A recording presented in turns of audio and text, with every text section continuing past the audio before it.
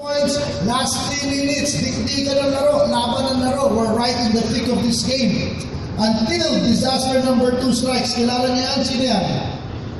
Jason Castro. Siya lang naman po ang pinakamagaling na player natin. Dahil at that point, 17 points na siya.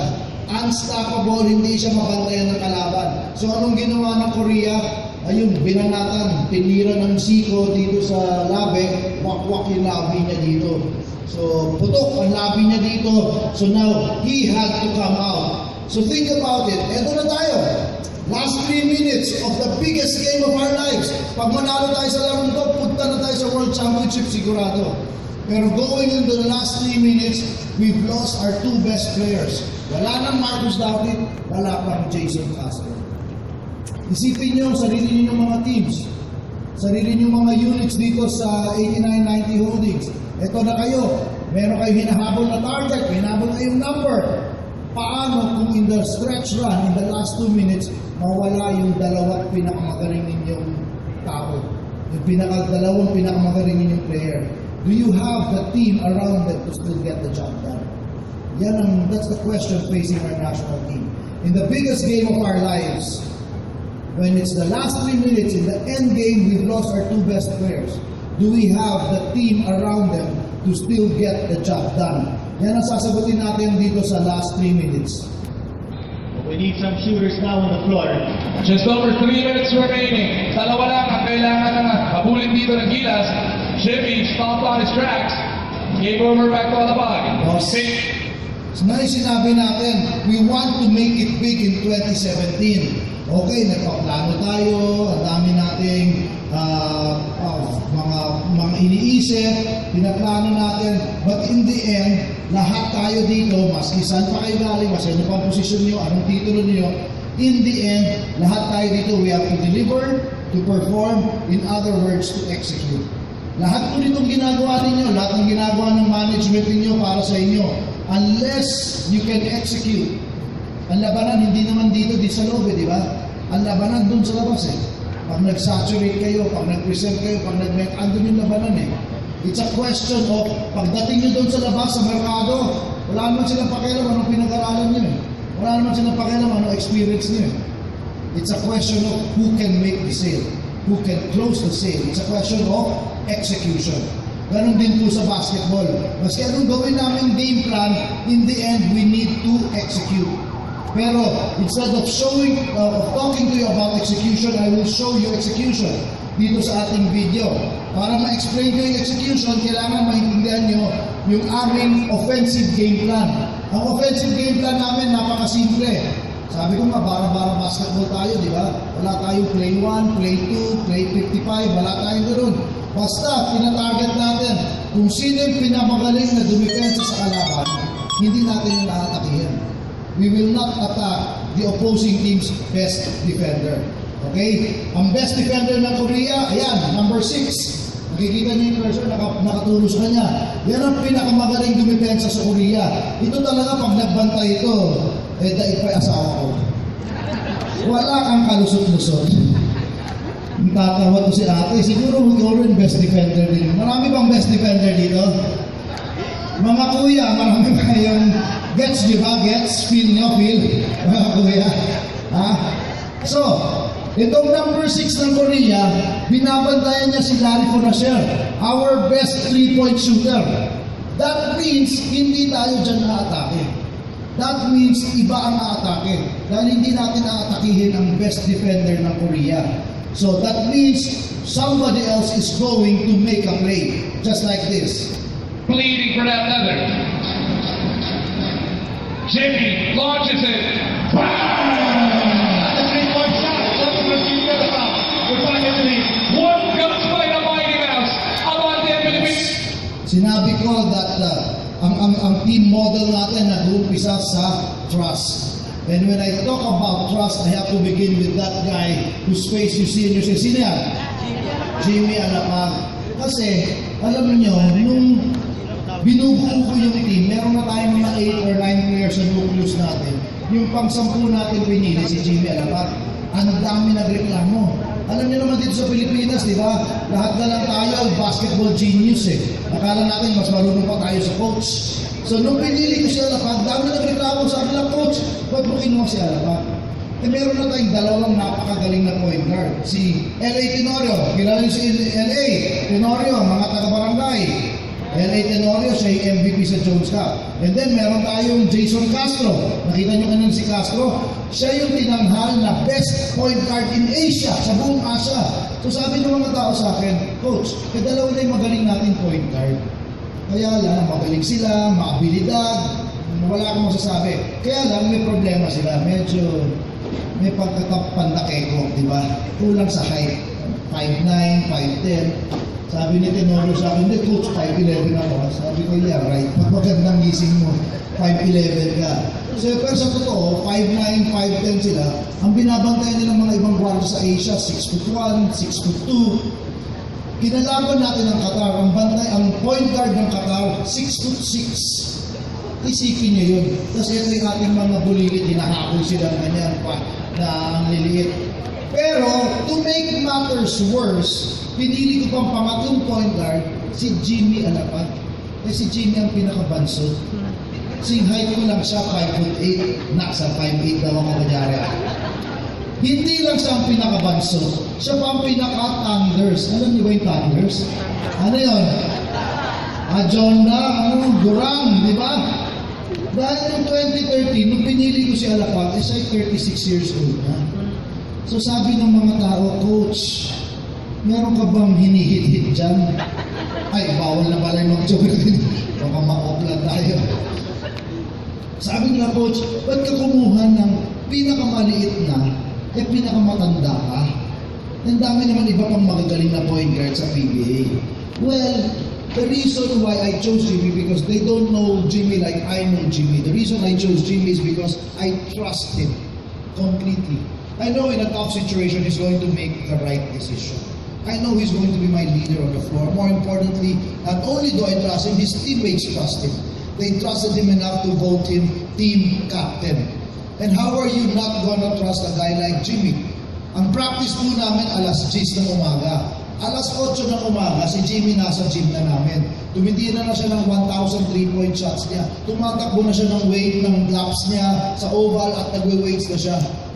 Alas 8, 2 hours before practice na siya. Siya yung pinakapakatanda, siya yung team captain. In other words, siya yung pinaka-McKay na umaktong parang diva. But not Jimmy. Oldest player on the team captain, first to arrive in practice, last to leave. In other words, Jimmy is a person whose behavior inspires trust. Ladies and gentlemen, here in 8990, as in whatever, your sales associates, unit managers, whatever capacity you serve in this organization, do your behaviors inspire trust? Do your behaviors inspire trust from your boss, from each other? But more importantly, does your behavior inspire trust from the public, from the clients? And in your line of work, how important is it to build strong trust-based relationships with your clients? Diba? Dito sa negosyo ko, dito sa inyong industriya, gaano ka-importante, gaano kahalaga na magkaroon kayo ng trust-based na relationship sa inyong mga kliyente. I would submit that is crucial to your job, to your line of work. It is as well the most crucial element in building teams. There can be no team if the team members do not trust each other. There can be no team absent relationships, absent trust-based relationships among team members. The reason Jimmy Alapag is on my team is because I trust him completely and he is a player whose behavior inspires trust from his teammates. And because of that example of Jimmy Alapag, everyone is the same. Because he's the team captain. Because he's the oldest player on the team. Everyone, he role models the kind of behavior that we want. Kaya ako nasa team natin si Jimmy. So dear friends here, dito sa 8990, as you go around your business, your work, every day, Everyday na pumapasok kayo, nagtatrabaho kayo, nagre-report kayo sa opisina, or lumalabas kayo, nagsasaturate kayo, kumakausap kayo sa kliyente. Isipin nyo, am I a Jimmy Alapag? Jimmy Alapag ba ako? In other words, do my actions inspire trust? Does my behavior inspire trust in me? Crucial element in building teams is building strong, trust-based relationships among teammates. Ladies. Pina 76-75. Let me talk to you now about effort. And when I talk about effort, I begin with this guy. Malayo, nakikita, kilala niyo ba yun? Sino yan? Mark Pingris. Sino asawa ni Mark Pingris? Danica. Sino asawa ni Jimmy Alapag? Talaga kayo, pag showbiz, alam na alam niyo. Yung player, hindi niyo kilala, pero yung asawa, kilala niyo. Ano style yun? Okay. Okay po, si Ranidel De Ocampo. Sino asawa niya? Mrs. De Ocampo. Ranidel is married to Diane. Their kids are Stephanie, Francesca, little Ranidel, also known as Steph Roddy. Larry Fonasher is married to the former Laura Gahol. Their kids are Liam and Luca. Gabe Norwood, married to Lay Norwood. Their kids are Cash and Orion. And you all know, Alapag is married to LJ. Alam niyo ba yung mga anak nila? Panganay na lalaki, si Ian Maximus. Yung bunso, si Kiona Sky, kaka 2 years old lang noong December. And kilala niyo, alam niyo, si Pinglis, asawa si Danica. Kilala niyo yung mga anak nila? Si Mick, panganay, tsaka si Kyla. Yes, this is the depth of my relationship with my people. I know everything there is to know about them. And because of that knowledge, they do know everything that there is to know about each other. Alam ko po lahat sa aking mga player. Alam ko pangalan ng mga asawa nila, ng mga anak nila, alam ko pangalan ng asawa nila, hindi pala pwede marami yun. Alam ko pangalan ng asawa nila, alam ko mga anak nila, alam ko most of their parents, alam ko anong sideline nila, anong trabaho, lahat ng pwedeng malaman tungkol sa mga player ko, alam ko. And because of that example, sila rin, alam nila lahat tungkol sa isa't isa. In fact, pag tinanong yung mga player ng Gilas, sasabihin sa inyo, we are brothers first before we are teammates. Ganun kalakas, ganun kalalim ang samahan sa Gilas. So dear friends here at 8990, hindi ko alam ilang taon na kayo dito, bago ba kayo dito, pero ang tanong ko, tignan nyo yung mga katabi nyo sa mesa ninyo. Tignan nyo, how much do you know about your teammates? As individuals, as persons, hindi lang bilang kaopisina o katrabaho, bilang tao. You cannot trust those whom you don't know. You cannot trust those whom you do not know. And so I would submit, if you still do not find the time to know each other, to the leaders in the audience, to the unit managers, job number 1, know everything there is to know about your people. Kung marami kayong tao, I'm sure dun sa 200 yung tao or sa 30 yung tao, meron kayong first 5, first 10. Make sure you know everything there is to know about your people. I know everything there is to know about my people. That is the depth of our relationship. Because of that knowledge, I know that Mark Pingris belongs to this team. Kasi nung pinili ko si Alapag na pang-10, yung panglabang isang pinili ko si Pingris. Ang dami na naman nagreklamo. Tandaan nyo, 2013 to, hindi natin nakita kung gaano kagaling si Pingris sa international. Pero nung pinili ko siya noong 2013, sabi lang, Coach, ba't mo ba kinuha si Pingris? Bakit ka ako? Sa PBA, big man yan 6'4 and a half, 6'5", big man yan sa PBA. Pero sa international, kita mo yung bantay niya, isang ulo laki sa kanya. 6'9", 6'10". Hindi siya big man sa international. Maliit na big man yan sa international. Hindi kagaya ni Ranidel De Ocampo. Si De Ocampo, parehong kahit ni Pingris, 6'4 and a half. Pero si De Ocampo, galing shoot. 3-point shooter, galing mag-dribble, galing pumasa. Complete basketball skills si Ranidel De Ocampo. Mark Pingris, on the other hand, ito secret lang natin ito. Mark Pingris hindi marunong sumo. Talagang bamban tumira. Bingko ng kamay.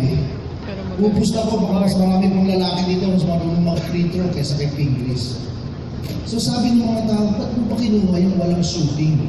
Anong gagawin niya sa national team sa Gilas? Well, kinuha ko si Pingris kasi kulang nga siya sa athletic ability, kulang nga siya sa basketball talent. But his one skill is hustle. His one talent is effort. Wala nang mas masipag pa ako nakitang player kesa kay Mark Pingris. Sa team po namin, meron kami tinatawag na hustle stats. Sino yung pinakamaraming beses dumayog sa sahig? Sino yung pinakamaraming beses sumubok umagaw, mas hindi naagaw? Sino yung pinakamaraming beses nagbigay ng screen? Sino yung gumawa ng mga ganung bagay na hindi mo nakikita sa score? Every single month, ang nag-uwi ng premium yun, si Mark Pingris. Minsan sabi ko sa kanya, Ping, bakit ba OC ka? Bakit ba napakakinakarir mo yung hustle stats na yan? Wala namang premyo, wala namang pera dyan. Sabi sa akin ni Pingris, coach, hindi nyo nga ako pinapasahan ng bola eh. Hindi nga ako nakakawala nga akong pag-asa sumut eh. Ang contribution ko na lang sa team na to is my effort, is my hustle. Dear friends here at 8990, you don't need to have the best technical skills. You don't need to have a fancy college degree. You don't even have to have much experience. But I guarantee you, every single one of you can work a fraction of a percentage point better, smarter, harder than you already are. It doesn't take much skill. It doesn't take any college degree. It doesn't even take experience.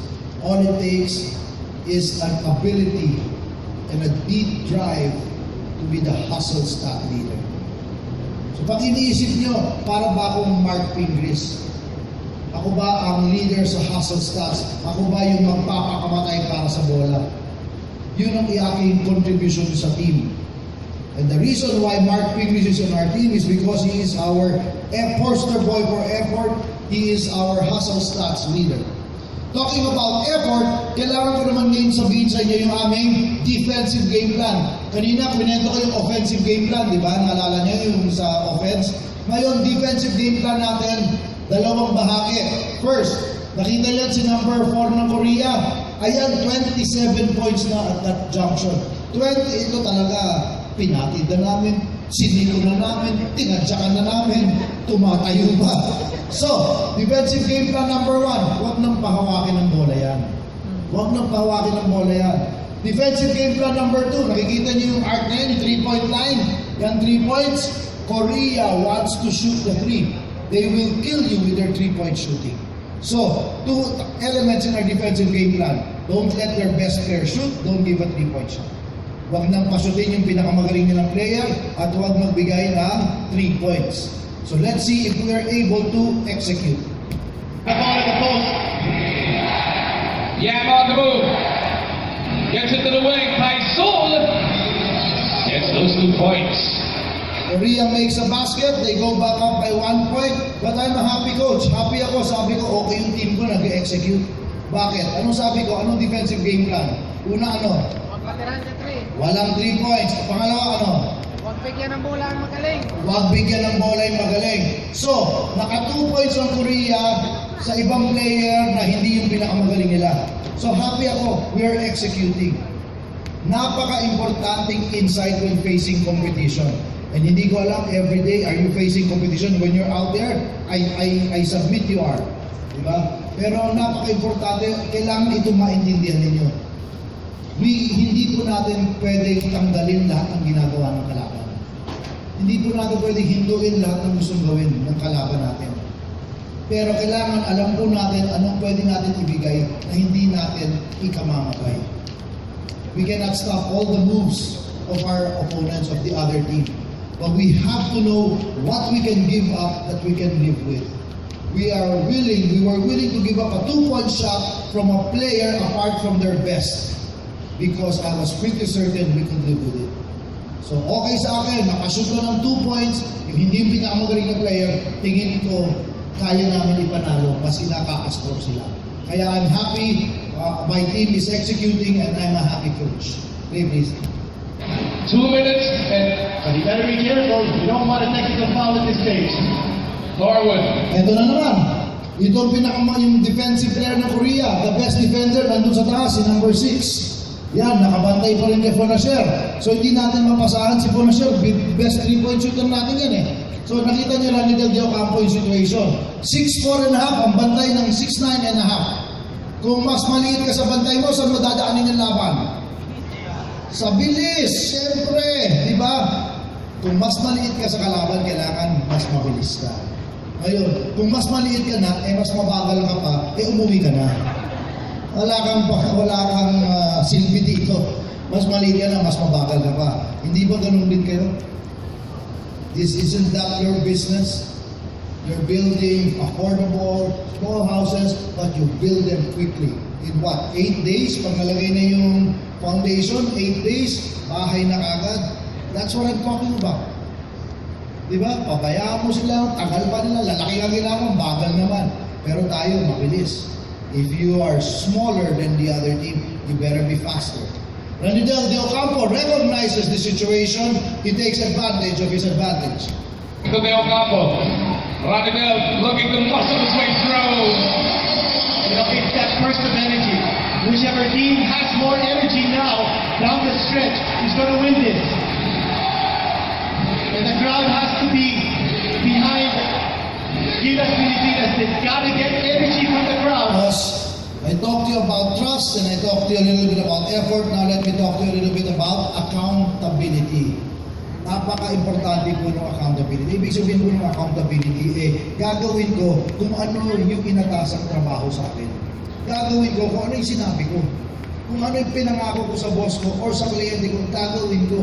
I am accountable for it. Responsibilidad ko yun. It is my responsibility.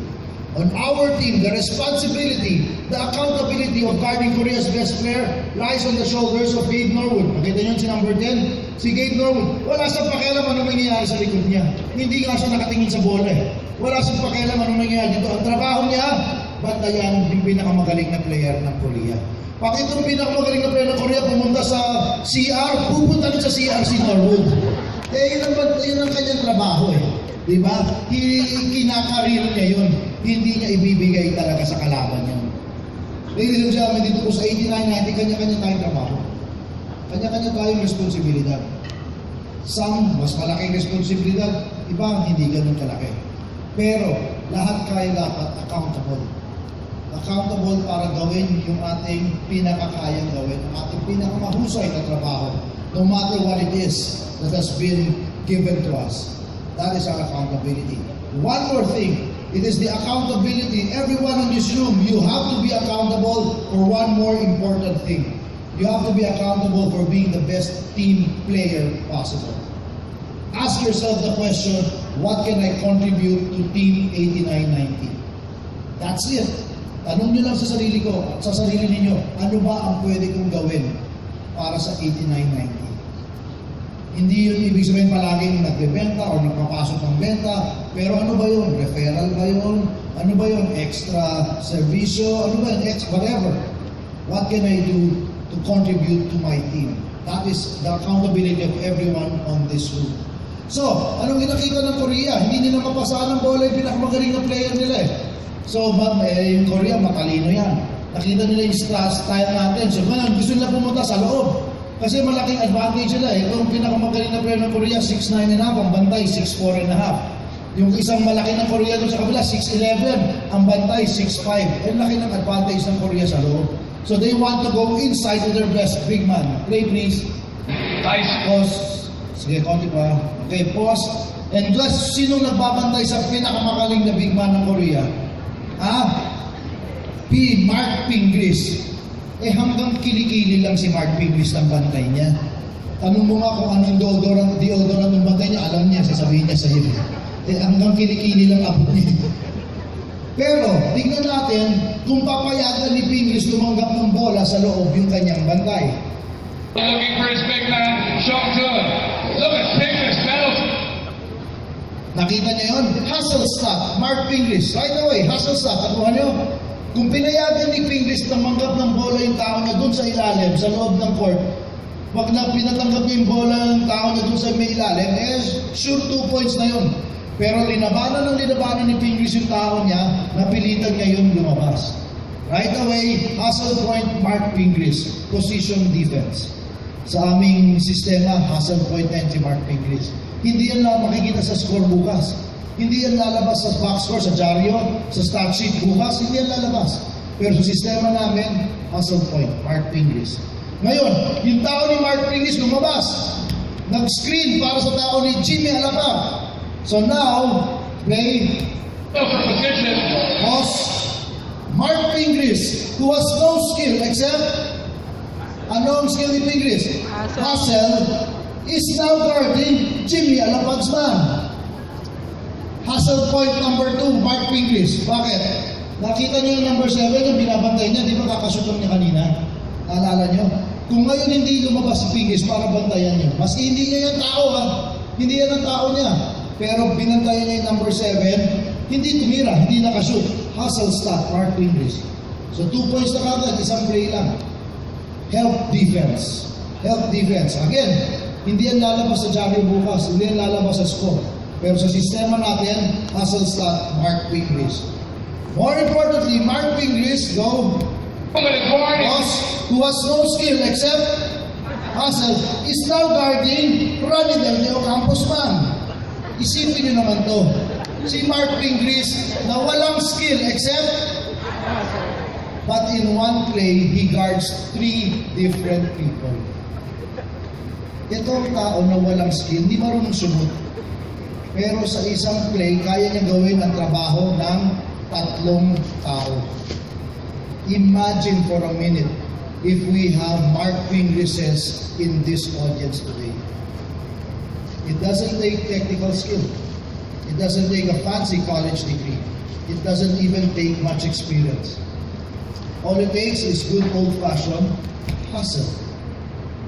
That's why we want to have Mark Pingrises on our team. So yung mga Mark Pingris, hindi yan nawawalan ng trabaho. They become very valuable members of any team.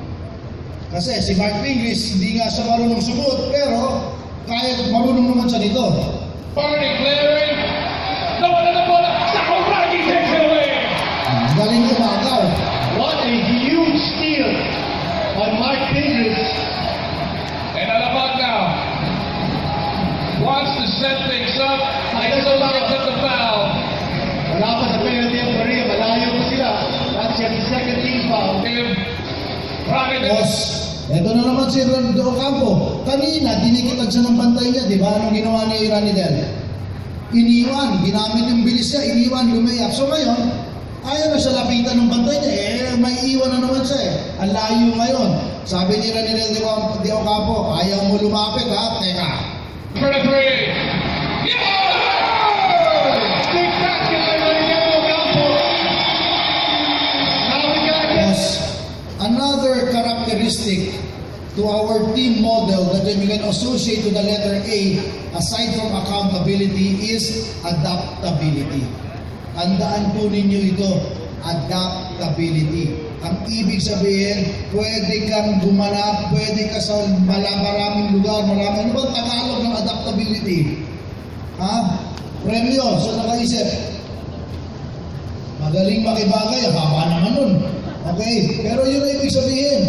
Ika nga ni Ranidel de Ocampo. Isipin mo, adaptable ka ba? Isipin mo si Ranidel de Ocampo. Pwede ka ba sa loob? Pwede rin sa labas. Hindi yung isa lang ang alam natin. Hindi yung isa lang ang gaya natin. Kailangan marami tayong skills. Kailangan nakaka-adapt tayo. Meron tayong versatile. Versatile tayo, flexible. Dahil in today's day and age, hindi ka gaya dati, pag magaling ka dito sa isang bagay na to, okay ka na eh. Ngayon, di ba, ang dami natin nakikita na nun. Number 1 ka sa industriya mo ngayon, bukas wala ka na. True. Di ba? Nokia.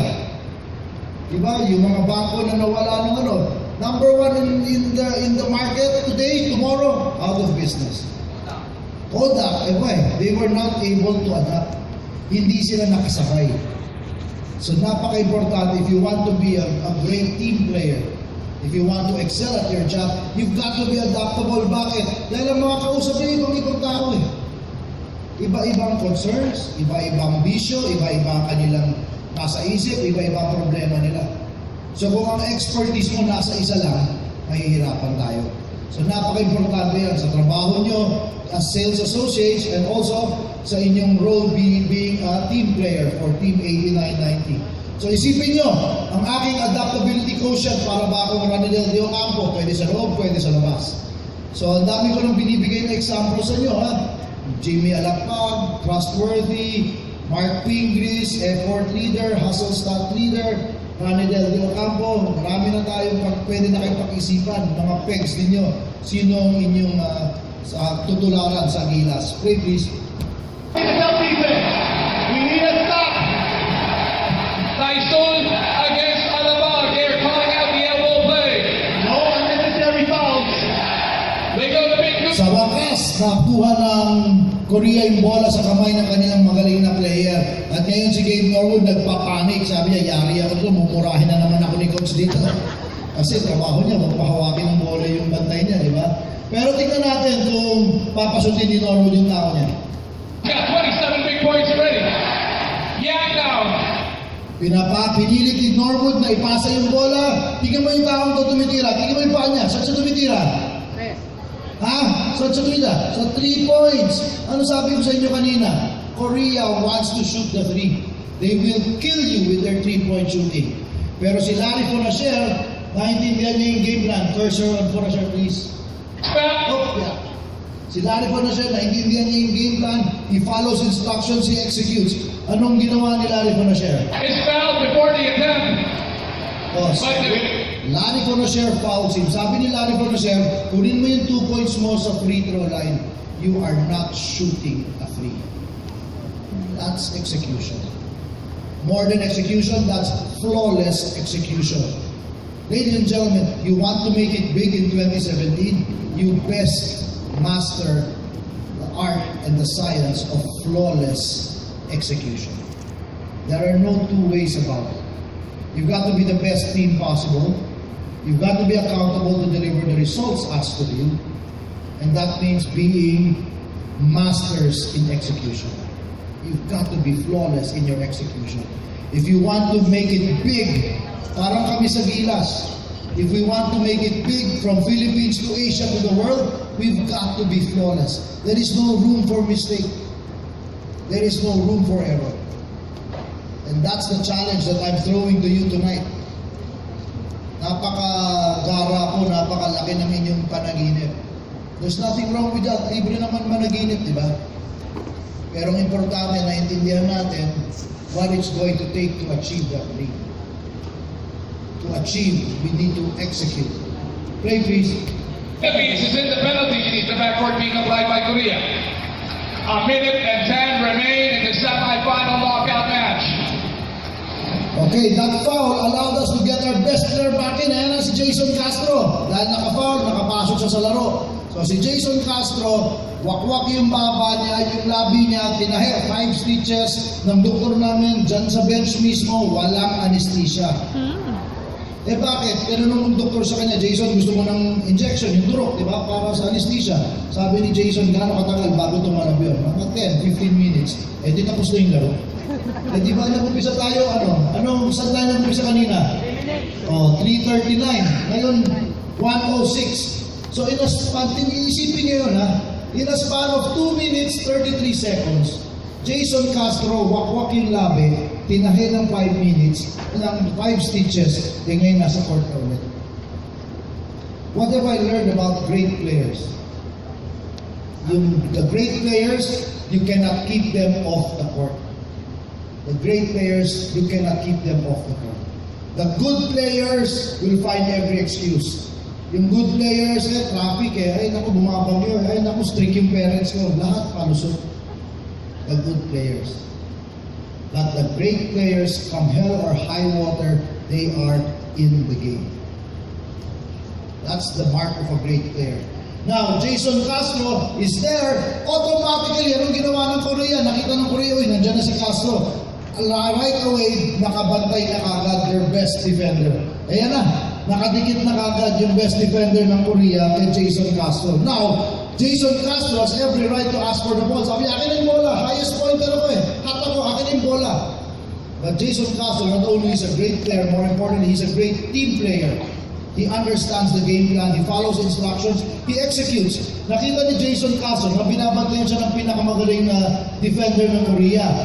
Alam niya yung ongoing game plan. Di ba yung offensive game plan? Huwag atakihin yung best defender. So anong ginawa ni Jason Castro? Imbis na hingin yung bola, anong ginawa ni Castro? Spreading the floor. Yes. Jason Castro, nakita niya binabantayan siya ng best defender ng Korea. Anong ginawa niya? Imbis na lumapit sa bola, lumayo siya sa bola. He creates all that room, lahat ng space na yan. He creates all that space for another teammate to make a play. Dear leaders, I'm sure in this audience there are Jason Castros. Meron tayo dito pinaka-highest pointer, pinakamagaling na player or na pinakamagaling na ahente natin dito. But do you have the teammanship, the selflessness to sometimes spread the floor and create room for another teammate to make a play? Sa mga teams po, hindi po yan palaging padamihan ng score. Hindi po yan palaging papugian. Kailangan po minsan, tayo po ay katabi, pagpaparaya tayo, bibigyan natin ng pagkakataon ng ating mga kasama na gumawa ng play, na may magawang tama o mabuti para sa ating team. And that's what Jason Castro does. He sees the best defender on him, he spreads the floor, creates all that room. And ako, ito ako, relax na relax ako. Nakadalito lang ako, relax na relax ako kasi ang laki ng kumpiyansa ko sa team. I like the positions. Si Castro nandito sa left wing, opposite sa corner doon, si Norwood. Opo, right wing, Ranidel De Ocampo, ball in the middle of the floor with Jimmy Alapag, with all that room to make a play. Ganda, tamang-tama yung positioning, tamang-tama yung pwesto ng ating mga player, kaya relax na relax ako. Pero di ko alam anong ginagawa ni Pinkies dito eh. Para naman kaya niya i-shoot pag pinasahan siya dyan, di ba? Remember, Pinkies cannot shoot, but he can do this. Allowing space for him to penetrate the drive. Alapag has 6 seconds to work with. And bangga na kalaban. Mark Pinkies sets a screen that allows Jimmy Alapag to do this. Jimmy launches it. That's a 5-point lead. Now there's pressure. There's pressure in South Korea. They want to time out. But it's not over. It's not over. Look at the 5-point lead. You've got to be able to hold our strength. Smallest guy on the floor, oldest guy on the floor. Time out para dito sa Korea. We don't Ay, need ganyan yan. Halos di na natin makita sa screen, kalahating katawan lang ni Pinkies ang nakikita natin. Pero yung ginawang yan ni Pinkies, biggest hustle play in Philippine basketball in the last 40 years. Kung hindi ko pinakita sa inyo, hindi niya napansin. That's the nature of a hustle stat. They don't show up in the stat sheet, hindi yan lalabas sa scoreboard bukas. Instead, everybody, play please. only 54 seconds to go. That's the shot heard around Asia. Everyone celebrates Jim Alapag for making that shot. But let me ask you this, as good a shooter as Jim Alapag is, could he have made that shot if Pinkies didn't screen? If Castro didn't spread, space the floor, if De Ocampo didn't make those two earlier baskets, if Norwood didn't play defense, could Jimmy Alapag have made that shot? No. It doesn't matter how individually talented you are. Unless you're willing to subjugate your personal interest for the team, you are worth very little. Yan po ang ibig sabihin ng totoong team player. Yan po kinikwento ko sa inyo sa tunay na karanasan. Hindi ko yan nabasa sa libro. Wala po yan nagturo sa akin. Yan po nakita ko in action. From first-hand experience. For teams to win, the individuals must be willing to sacrifice. Kasi alam natin, pag nagsakripisyo tayo, pero manalo yung team, yung benepisyo, babalik yan sa ating lahat. Lahat tayo, mararamdaman din natin ang karangyaan ng ating sakripisyo. Yan po ang team. That's what a team is all about. And when Ma'am Areli is here and she's leading you and she understands and she's asking you to do a lot of different things, then everyone is willing to step up. That's the team. Every person doing his own share. Some people will make a shot. Some people will play defense. And so Jimmy Alapag here is hitting a three. He's also making a big statement. Boss. So na-shoot ni Jimmy Alapag yung crucial 3 points yun. Nagkakagulo sa Mall of Asia Arena, nagsisigawan, nagtatayo mga latata, mga players, nag-high five, nagyayakapan, everybody excited. Si Jimmy Alapag, tumatakbo lang siya, bumababa sa kabilang court, and then he turns, he stops, and he looks. And I remember that look, naalala ko po yung tingin na yan, parang kahapon. With that look, si Jimmy Alapag nakatingin sa bench. Si Jimmy Alapag po nakatingin sa kanyang coach. With that look, Jimmy say, "That's for you, coach. Thank you for your trust." And I want every person in this room tonight to think about that one person to whom you owe your being here to. Sino po yung isang tao pinagkakautangan nyo na nandito kayo ngayon? Mahirap ang buhay, mahirap ang trabaho. Tumira tayo, ganda ng performance natin last year. This year, hihingan tayo ng higit pa. Ganun talaga eh. Lahat kasi naman saan ka mapunta, may ganun, may hirap, may trabaho, may pagkukulang. May pagkukulang ang management, may pagkukulang lahat, maski saan ka mapunta. Pero tignan niyo itong lugar niyo. Look at where you are. May pagkain, may magandang ganitong nandito tayo sa Palacio de Manila. Sa hirap ng ating dinaranas, napakaswerte pa rin natin. So I want you to think about that. Isipin nyo yung taong pinagkakautangan nyo ng inyong pinagkakaupuan ngayon dyan. And I want you to whisper a silent message of thanks. Pasalamatan nyo yung taong yun, but more importantly, ipangako nyo that you are going to be a person deserving of that person's helping you. That you're going to be a team player, that you're going to be able to pay it forward. Na hindi sayang yung ginawa na sakripisyo ng tao yan para sa inyo.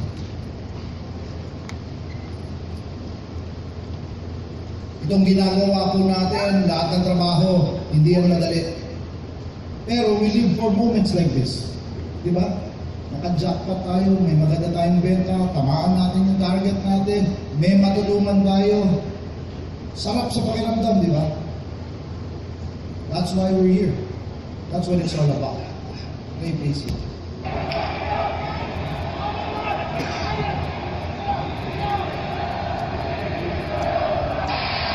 So, lamang tayo ng 5. Hindi na tumawag ng time out ng Korea, hindi na natin kailangan umupensa, kailangan natin yung depensa. Eh si Alapag hindi magaling sa depensa yun eh. So tinanggal natin siya sa court. Nakikita niyo yun palagi, di ba, yung mga superstar, pag nilalabas mo, magreklamo, "Coach, kakashoot ko lang ng 2 3 points, ba't mo ako linabas?" At Jimmy Alapag, ano sabi ko kanina, he will do whatever it takes for the team to win. So pag nasa loob siya ng court, si Jimmy Alapag, kailangan natin shoot, siya yung shoot ng 3-point shot. Pag tinanggal natin from the shooter, si Alapag ngayon ay head cheerleader.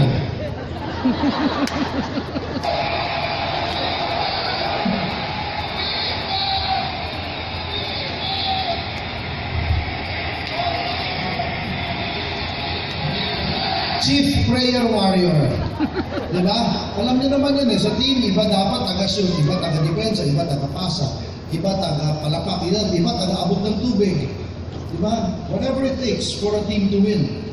Kanya-kanya tayong trabaho, kanya-kanya tayong role sa isang team. Play please. Kapit Pisig, buong Pilipinas. Korea down by 5. 50 seconds to try and make it up. Gilas looking for a stop. Yingdu, pumataka ni Gabe Norman.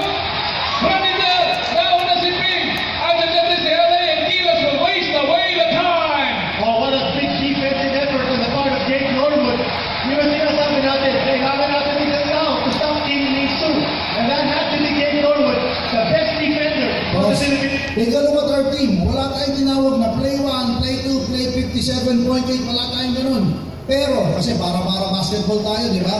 Pero at championship point, at the most crucial moment, alam ng players natin, kailangan na may hawak ng bola is our best player, Jason Castro. Korea's best defender, number 6 dito, bantay si Tenorio. So anong ginawa ni Tenorio? Nakita niyang bantay siya ng best defender. Anong ginawa ni Tenorio? Lumayo. He spread the floor, creates all that space, all that room for another player to make a play, for another teammate to make a play. Ako, ang trabaho ko, head cheerleader. Tagapalakpak. Paano? Ang ganda ng pwesto. Nakita ko ang ganda ng sitwasyon eh. Kanina ito si Tenorio. Kanina si Castro yan, di ba? Ngayon si Tenorio yan. Doon sa kanto, kanina si Norwood. Ngayon si De Ocampo. Yung wing, kanina si De Ocampo yan. Ngayon si Norwood yan. Itong may bola kanina si Alapag. Ngayon si Castro. It doesn't matter who's inside. Maski pag iba-iba yung tao sa loob, alam nila ang gagawin. Yan po ang team. Pag balik-balikan mo man sila ng pwesto, alam ng lahat ano ang game plan. Alam ng lahat kung anong gagawin. Yan ang matinding team. So ako, wala, kaya masaya ako. Ang ganda ng posisyon ng mga player natin. Nasa bola, nasa gitna, with Jason Castro, with all that room to make a play. Everyone in his right spot, except, ayun pala, si Pingris. Nagtatago sa bola. Baka mapasahan pa siya. Hindi marunong sumunod ng free throw, di ba? Hindi paulin lang ng kalaban yan. Kaya nagtatago sa bola. Remember, Pingris cannot shoot, but he can do this. Championship point. Are we 26 seconds away para mabuli na ang pamawag ng Korea? Castro, Pingris! Makes it all! Offensive rebound. Ang masipag, pinagpapala. It could be the Philippines winning this game. Yeah, for 3, no! That's it. Pingris with a rebound! Go with this. And the curse of Korea is about to be broken here inside the Boa Arena! Philippines is in the finals of the FIBA Asian Championships. What a victory! Gilas Pilipinas books a ticket to Spain next year. Nasa finals po tayo bukas kontra Iran. What a performance by Gilas! Kalahati ng ball team na hindi na nakatabal si Marcus Nazin. Pero yung mga bata natin dito, puso, lahat iniwan, puwis buhay. Type of basketball na ginamit dito. Di ko naman sinabing magbuwis buhay kayo para sa 89-90. But I'm sure you get the drift. Ang kwento ko po sa inyo, hindi bukat ang isip. Yung kwento ko po sa inyo, hindi po galing sa isang libro. Actual story, actual experience. Ang kwento ng Gilas napakasimple. Here is a group of men. They trust each other. They put in the effort. They're accountable for their actions.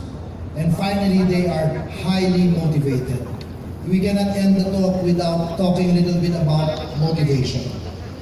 And hindi nyo po alam, sa Gilas, wala pong sweldo. Ang ating mga player para maglaro sa Gilas, walang sweldo. Naglalaro sila sa PBA ng 10, 11 months out of the year. Sa kanilang bakasyon, they give up their rest, they give up their time with their family, they give up their vacation. Because in the off-season, nagtitrain sila with Gilas for no additional pay except for the chance to wear Pilipinas across their chest. That's real motivation. Ang tunay na motivasyon po galing sa puso. There's nothing wrong with incentive, with sweldo, with benefits. Wala pong masama dyan. Pero alam po natin lahat, the true motivation that promotes sustained good performance is a heart issue. Comes from the heart. Galing po yan sa loob. Yan po ang ibig namin sabihin pag sinasabi natin at sinisigaw namin yung puso. Dahil ang mga players natin, isasakripisyo lahat para lang sa kanilang bansa. And in the end, what motivates us is our ability to do something for a greater purpose. Sure, nagtatrabaho tayo dito, nagbibenta tayo ng bahay, nagbibenta tayo, but the greater purpose is, kayo dito sa 89-90, napakaswerte nyo. You are in a position to truly serve your countrymen. You're able to offer affordable housing to, what it is, a 4 million backlog ng ating mga kababayan who otherwise walang pag-asa na magkaroon ng sarili nilang bahay. And you are here, that's your job. That's your purpose. That's your motivation. Napakaswerte po natin, napakaswerte po ninyo. Nung tinanong nila sa akin, ba't ako bumalik last October, nag-retire na ako after this, after nung 2014 World Championships. After 2 years na retired ako, in-offer na naman sa akin yung head coach ng Gilas last October. So, umpisa this year, ako na naman po ang coach ng Gilas. Aside from the fact na ako yung presidente ng TV5, ginawa na naman nila akong head coach ng Gilas. So, tinanong ng mga tao, coach, ba't mo tinanggap ulit? Presidente ka na ng isang malaking kumpanya. Sabi ko, retired na ako, retirado na ako sa coaching. Pero I will never retire from serving my country. Coaching the national team is my way to serve the country.